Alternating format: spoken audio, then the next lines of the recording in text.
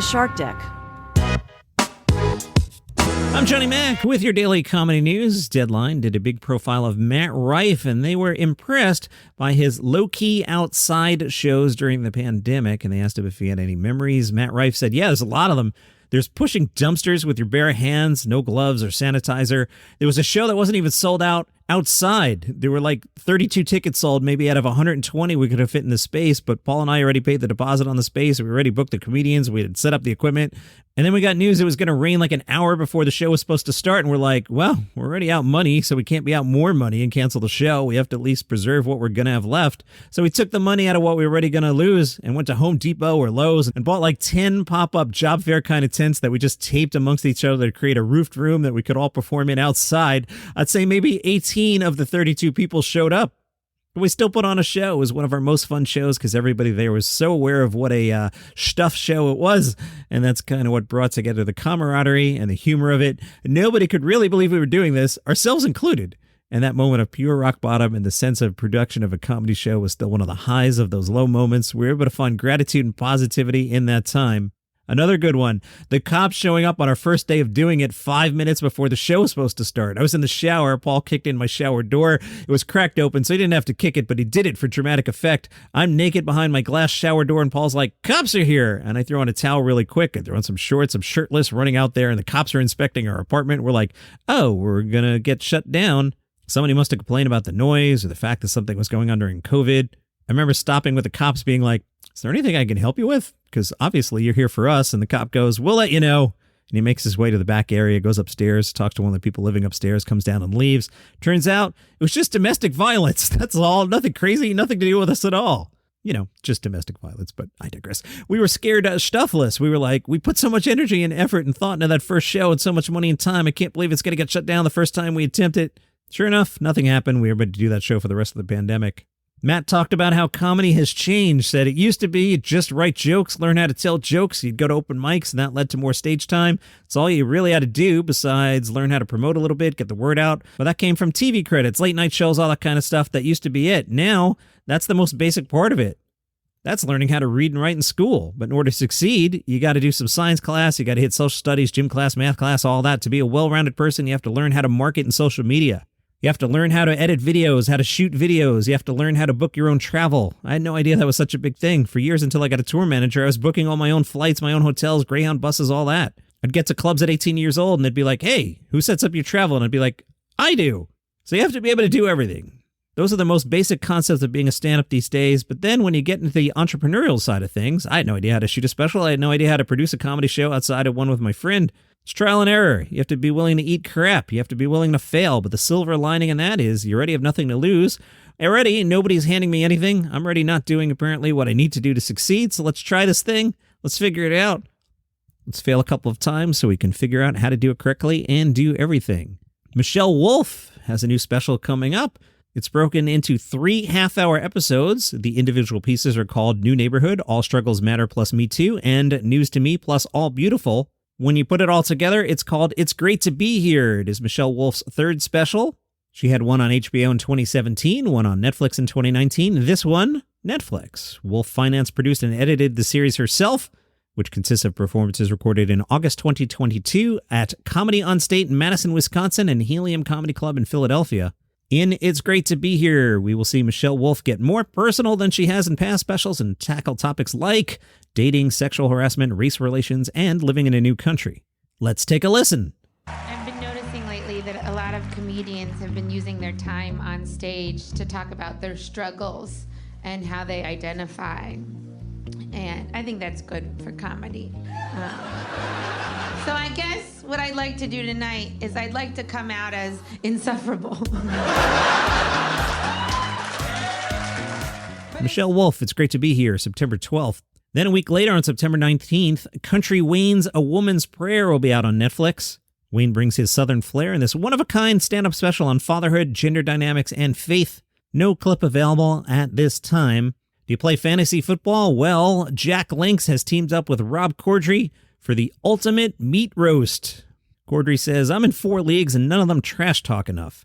So I have a lot of built-up energy for the loser of Jack Link's ultimate meat roast. I'm really going to get to know the winning league and study them like a textbook so I can properly hurt the loser's feelings.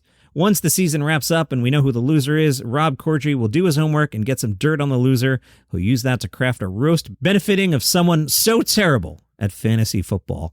I bet you that person drafted Aaron Rodgers. I have nothing against Aaron Rodgers, except he's on the Jets. It's going to be a disaster. John Mulaney was on Conan O'Brien's podcast and talked about Malcolm, that's John Mulaney's son. Mulaney said, I used to spin out about so many things, and I used to want to be so clever and want to be this curated little person, and now I have nothing in my head except, yeah, Malcolm, do that. Oh, yeah, right, baseball.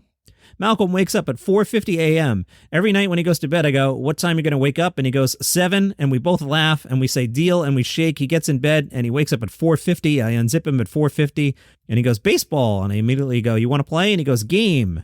So I take him out, get him out of his sleep sack. Now he and I are in the front yard at 5:10 a.m. in pajamas and jackets, and I take the ball and I put it on the tee, and he's holding a wiffle ball bat, and he goes, 2 bats. So I hand him another bat, and now he has 2.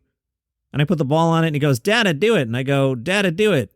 And I smack that wiffle ball so far, and he goes, yeah, good job. And I go, yeah, good job. I put a ball on for him, and I go, Malcolm, do that.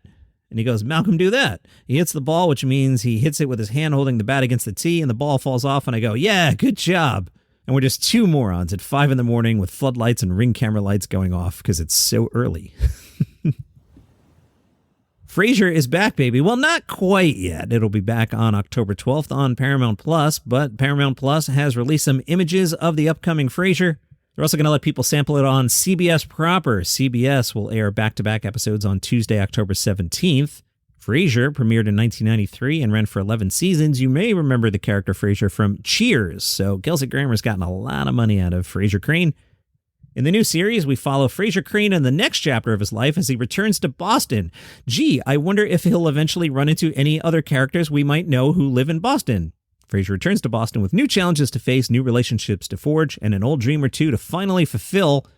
Not on the new Frasier. David Hyde Pierce. Grammer told people David basically decided he really wasn't interested in repeating the performance of Niles, but Pierce told Vulture, no one ever approached me about it, so it wasn't something I turned down, but it was also not something I was looking to do. I don't have a strong feeling that there's anything more that I can think of that I need to say about the character. I love those characters, but I don't miss them.